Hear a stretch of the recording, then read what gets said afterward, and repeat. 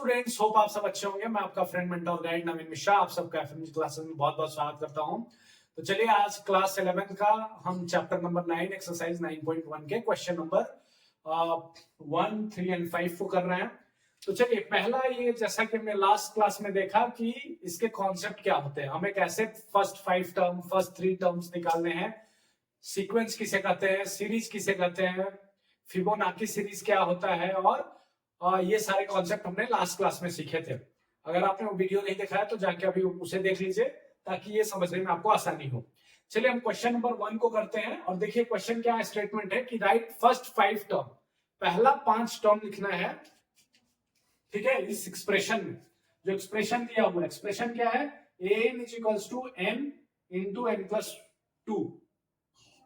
तो जैसा कि हमने लास्ट वीडियो में भी देखा है, लास्ट क्लास में, कि अगर हमें पहला सीरीज निकालना हो, n के जगह अगर हम 1 लिखेंगे तो हमें फर्स्ट टर्म मिलेगा। तो फर्स्ट 5 टर्म बोल रहा है ना, फर्स्ट 5 टर्म।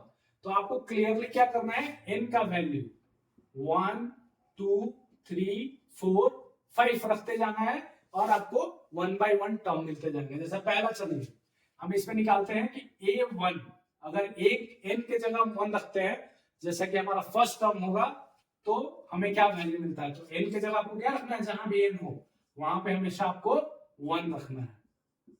तो देखिए 1 × 1 + 2, तो n जहां जाना हो वहां पे हमें 1 रखना है। तो 1 + 2 क्या हो जाएगा, 3। 3 × 1 क्या हो जाएगा, 3। अब दूसरा टर्म हम क्या करेंगे, a2, n के जगह क्या लिखेंगे, 2, सेकेंड टर्म के लिए।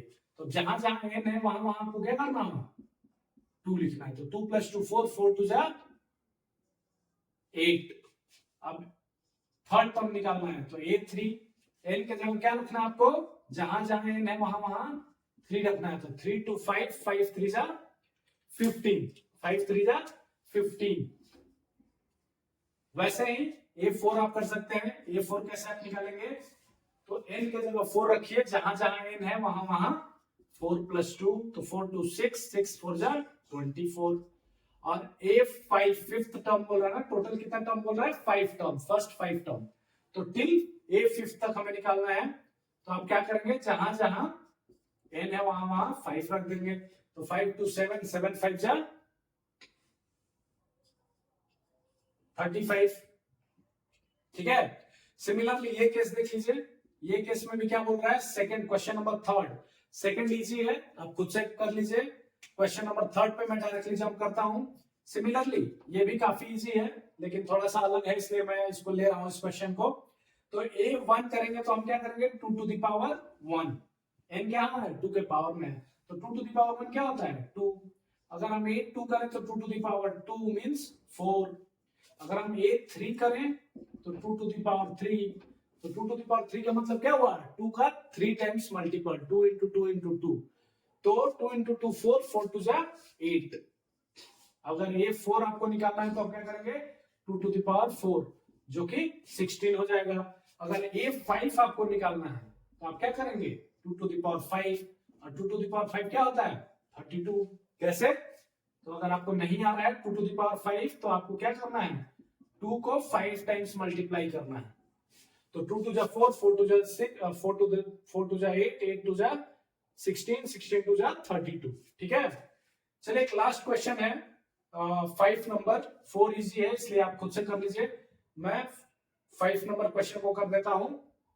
एक्सप्रेशन देखिए थोड़ा सा अलग हटके है, -1 × the power n - 1 × 5 × the power n+1। तो सिमिलर केस में a के जगह n के जगह 1 रखिए तो a1 मिल जाएगा, और जहां जहां n है वहां पे आपको क्या रखना है, 1 रखना है। तो -1 × the power 1 - 1, n का वैल्यू हमने 1 रखा, 1 - 1 इनटू, कुछ नहीं है तो क्या है, यहाँ पे इनटू है, मल्टीपल है, 5 × the power n+1, तो n क्या है, 1 + 1। तो अब बताइए 1 × the power क्या हो जाएगा, यहाँ पे 1 - 1 0, किसी के भी पावर में 0 आए उसका वैल्यू क्या हो जाता है, 1। तो इसका वैल्यू क्या हो जाएगा, 1 × the power -1 × the power 0 का मतलब 1 × 5 × the power 2। तो आप बताइए कितना हो जाएगा, 1 × the power 0 का मतलब 1 और 5 × the power 2 का मतलब 25। तो वैल्यू क्या आ गया, 25। अगर सिमिलरली सेकेंड टर्म अगर आप निकाल लें 8 2, तो आप क्या करेंगे, -1 टू द पावर आपको क्या करना है 2 - 1 इंटू 5 टू द पावर 2 + 1, तो टोटल 2 - 1 मीन्स ऊपर में 1 हो गया, तो -1 टू द पावर 1 मतलब -1 into 5 to the power 3, 5 to the power 3 का मतलब क्या हुआ 5 इंटू 5 इंटू 5 मतलब 5 5 25 इंटू 5 मीन्स 125, और फर्स्ट में माइनस है तो -125। सिमिलरली आप थर्ड टर्म, फोर्थ टर्म और फिफ्थ टर्म आराम से निकाल सकते हैं, थोड़ा सा इसमें कैलकुलेशन बड़ा होगा तो आप आराम से उसको कर सकते हैं। ठीक है, चलिए हम नेक्स्ट क्वेश्चन करते हैं। Thank you so much.